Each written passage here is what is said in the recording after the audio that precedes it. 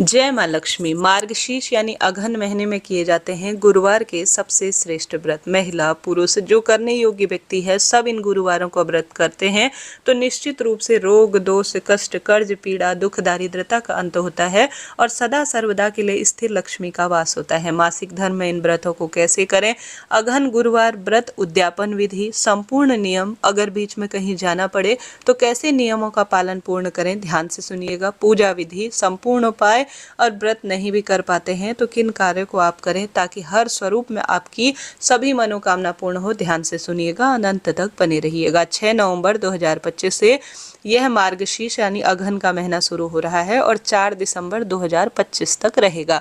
Note करते हुए चलिएगा सभी चीजें एक एक करके। अगर पहली बार भी अगर व्रत शुरू करना चाहते हैं तो निश्चित रूप से मार्गशीर्ष महीने के इन सर्वश्रेष्ठ व्रतों को आप शुरू कर सकते हैं। इस बार कुंवारी लड़की, सुहागिन महिला, पुरुष जन सभी को मार्गशीर्ष महीने के श्रेष्ठ गुरुवार के व्रत करने चाहिए। जिनके संतान की परेशानी है, क्योंकि गुरु ग्रह सौभाग्य से जाना हुआ माना जाता है और गुरु ग्रह संतान सुख, पारिवारिक सभी तरह की जो मनोकामना होती है उसे पूर्ण करने वाला सबसे श्रेष्ठ दिन होता है।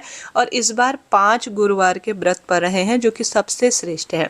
6 नवंबर पहला गुरुवार है, 13 नवंबर दूसरा गुरुवार रहेगा, 20 नवंबर तीसरा गुरुवार का व्रत रहेगा, चौथा 27 नवंबर को है और पांचवा 4 दिसंबर 2025 को रहने वाला है।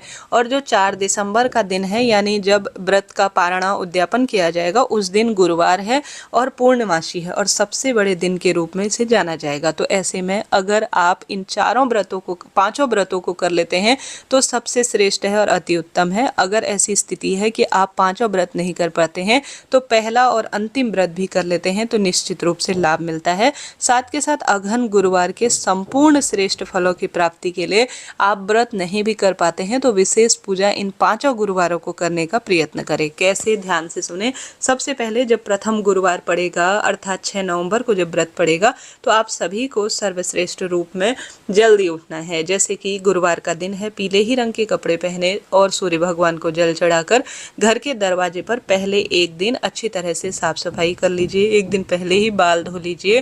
प्याज लहसुन तामसिक चीजें ना खाएं, इस बात का ध्यान रखें। और जब गुरुवार का दिन हो तो सामान्य रूप से ऊपरी तौर पर झाड़ू लगाएं और साबुन शैम्पू इस दिन प्रयोग में नहीं किया जाता है।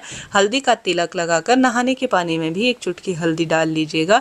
उसके बाद तुलसी माता का पूजन विशेष तरीके से करने के बाद आप सभी अपने घर के दरवाजे पर जल्दी उठकर सबसे पहले बनाए जाते हैं माता रानी के पग चिन्ह, अर्थात हल्दी या कुमकुम से या गेरू से माता रानी के पग चिन्ह बनाकर अपने घर के अंदर मंदिर तक यह पग चिन्ह बनाए जाते हैं। घर के दरवाजे पर रंगोली इत्यादि बनाकर घर के दरवाजे के दोनों तरफ दीपक लगाकर सुंदर भाव सच्चे मन से आप घर की जो द्वार है उसके दोनों तरफ स्वास्तिक बनाएं और साथ के साथ अपने घर के दरवाजे पर आप अच्छी तरह से साफ सफाई एक दिन पहले कर ले ताकि माता लक्ष्मी द्वार से आए, ऐसी भावना करते हुए।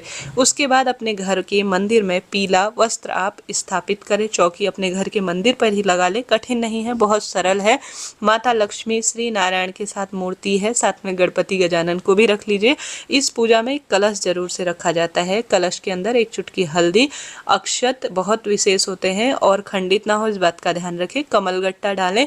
साथ के साथ आप सभी पुष्प इत्यादि दुर्वा डालकर इस कलश के ऊपर पंच पल्लव अर्थात 5 आम या अशोक के पल्लव रख लीजिए और नारियल रखिएगा। ठीक है, नारियल जो कि माँ लक्ष्मी का एक स्वरूप माना जाता है, नारियल में आप हल्दी का स्वास्तिक बनाकर अक्षत लगाकर आप इसको माता लक्ष्मी स्वरूप जानकर इसके नीचे चावल या गेहूं का आसन देकर आप सभी इस नारियल के ऊपर चुनरी उड़ाइएगा। इसके ऊपर कलावा बांधकर आप माँ लक्ष्मी स्वरूप हैं ऐसी प्रार्थना करते हुए कलश स्थापित कर लीजिएगा। साथ ही माँ लक्ष्मी, गणेश जी महाराज और श्री नारायण की मूर्ति को विग्रह स्वरूप को भी स्थापित करें। फिर जल के छींटे दें, अपने ऊपर भी जल के छींटे दें। ओम नमो भगवते वासुदेवाय, ओम महालक्ष्मी च विद्महि विष्णु पत्नी च धीमहि तन्नो लक्ष्मी प्रचोदयात, इस मंत्र का जाप करते हुए आप दीपक जोड़ लीजिएगा, धूप भी लगा लीजिएगा और साथ के साथ माता को हल्दी कुमकुम अक्षत समर्पित करें। गणेश जी महाराज को कलश पर भी आप हल्दी कुमकुम अक्षत समर्पित कर जो पुष्प है और साथ ही वस्त्रों की कलावा है, इत्र इत्यादि समर्पित कर लाल गुलाबी जो भी कमल पुष्प पुष्प या सामान्य गुलाब के फूल इत्यादि मिल जाए तो माता रानी को श्री चरणों में समर्पित करें। उसके बाद वहां बैठकर गुरुवार अघन महीने की व्रत कथा जो गुरुवार की होती है उस कथा का श्रवण करें। श्री सुक्तम का पाठ कर सकते हैं। कमलगट्टे की माला से महालक्ष्मी मंत्रों का जाप कर सकते हैं तो अत्यधिक उत्तम रहता है। साथ के साथ आप सभी सुंदर दीप दान कर कर माता को खीर और सफेद रंग की वस्तु का ज्यादा से ज्यादा भोग लगा दीजिएगा। भूल चूक के लिए क्षमा प्रार्थी होकर आप व्रत का संकल्प लीजिएगा। व्रत का संकल्प पहले लिया जाता है, जैसे चंदन टीका लगाने के बाद संकल्प लिया जाता है। अपने दाहिने हाथ में अक्षत और पुष्प रखकर कहें कि हे महालक्ष्मी, आज मैं अघन महीने के 5 गुरुवार का व्रत का संकल्प ले रही हूँ। मेरे इन व्रतों को सफल बनाकर श्रेष्ठ परिणाम दीजिए। ऐसी प्रार्थना कर कर हाथ में ली हुई सामग्री को माता के श्री चरणों में छोड़ देना होता है। इस तरह से अघन गुरुवार व्रत में संकल्प लिया जाता है। सरल सी पूजा होती है, कठिन नहीं है। उसके बाद आप सभी को इस तरह से यह पूजन कर लेना होता है और अपने घर की जो है रसोई में आपको दीपदान कर कर सुंदर भाव सच्चे मन से सरल सी पूजा करनी होती है। और इस पूजा में खीर इत्यादि का भोग लगाकर केले वृक्ष का पूजन जरूर किया जाता है। केले वृक्ष की जड़ में हल्दी कुमकुम समर्पित कर कर दीप दान कर कर 5, 7, 11, 21 परिक्रमा की जाती है। और साथ के साथ इस बात का भी ध्यान रखा जाता है कि इस दिन न तो खिचड़ी खाई जाती है और जो इस दिन पूजन करते हैं उन्हें केले का भोग नहीं करना है और केला तोड़ना भी नहीं है। ऐसा ठीक नहीं माना जाता है। इस दिन केले वृक्ष को घर लाकर, केले का जो पौधा होता है उसे घर पर लाकर अंकित कर लेते हैं, रख लेते हैं तो शुभ माना जाता है। तो इस तरह से आप सभी को यह कार्य करना है। पूरा दिन भर में आप चाय फलाहार ले सकते हैं, कोई दिक्कत की बात नहीं है। शाम को दिया बाती करने के बाद, छोटी सी माँ लक्ष्मी की पूजा इत्यादि करने के बाद आप सभी अपने व्रत को खोल सकते हैं। कई जन बिना नमक का भोजन कर लेते हैं, कई जन फलाहार करते हैं, कई सामान्य सेंधा नमक लेकर भोजन कर लेते हैं। 3 तरह से आप इस व्रत को कर सकते हैं। व्रत में चाय पानी अच्छी तरह से पीने में कोई दोष नहीं लगता है। इस तरह से आपको पूजा करनी है। मासिक धर्म की स्थिति हो जाए तो कोई दिक्कत नहीं।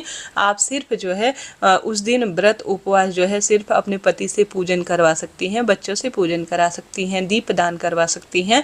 आप व्रत में रहें, कोई दिक्कत की बात नहीं। उस दिन व्रत को नहीं छोड़ना है। ठीक है जी, यह बात हो गई। साथ के साथ अघन महीने के गुरुवार की श्रेष्ठ महत्वता कही गई है। अब आप सभी कहीं जाना पड़े तो अपने ही घर का अन्न या कहीं वहाँ खाना पड़े तो वहाँ का अन्न का दान आप जरूर देकर आएँ। अब अर्थात कुछ दान दक्षिणा देकर आएँ। ऐसी स्थिति है कि बीच में गुरुवार का दिन है, आप कहीं गए हैं और आपने वहीं पूजा की है, कोशिश तो करें यह पूजा अपने घर पर ही करें। समस्त भोजन इत्यादि अपने घर पर ही करें तो आपके खाते में ही सब जुड़ता है। परंतु स्थिति विपरीत है, ऐसा न कर पाए तो आप सभी जो है वहाँ अगर भोजन कर ही रहे हैं दूसरों के घर तो दान दक्षिणा देके आ जाएं, ताकि आपके जो इस भोजन का जो चीज़ है वह चुकता हो जाए, कहने का अर्थ है।